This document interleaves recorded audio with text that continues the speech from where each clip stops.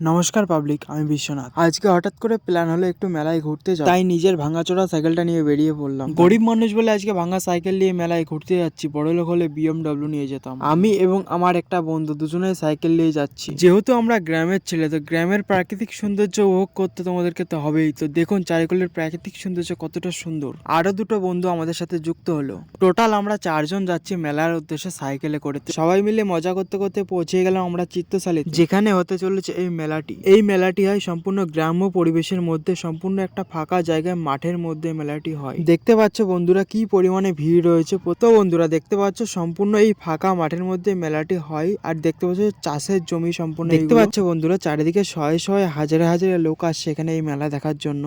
আর একটা কথা তো তোমাদেরকে বলাই হয়নি এখনো পর্যন্ত, এই মেলাটার নামটা কি? এই মেলাটার নামটা হলো ঢালাই চণ্ডী মেলা। তো বন্ধুরা দেখতে পাচ্ছ কি পরিমাণে ভিড় রয়েছে। প্রত্যেক শনিবার এবং মঙ্গলবারে 1 মাস ব্যাপী এই মেলাটা চলে এই মাঠের মধ্যে। আর এই বটগাছটির এখানে মা মনসা দেবী হিসাবে বটগাছটিকে পুজো করা হয়। আমি এবং আমার সমস্ত বন্ধুরা মিলে এই মেলাটা ঘুরলাম, খুব এনজয় করলাম এবং মজা করেছি খুব। তোমাদের এই মিনি ব্লগটা কেমন লাগলো অবশ্যই কমেন্ট করে জানাতে ভুলবে না। অবশ্যই একটা লাইক করবে আর ফেসবুক পেজটা অবশ্যই ফলো করে নেবে। ধন্যবাদ সবাইকে।